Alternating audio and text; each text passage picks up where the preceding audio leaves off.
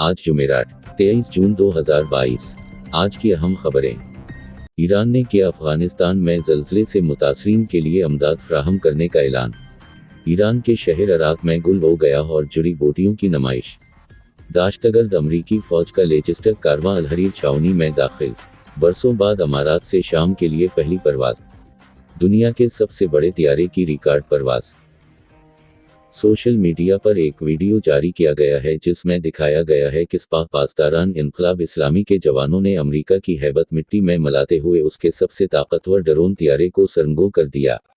Twitter पर सरगर्म सार्फिन ने एक वीडियो शेयर की है जिसमें दिखाया गया है कि IRGC के कमांड रूम ने किस तरह से अमेरिका के ग्लोबल हाक ड्रोन तैयारे को मार गिराया।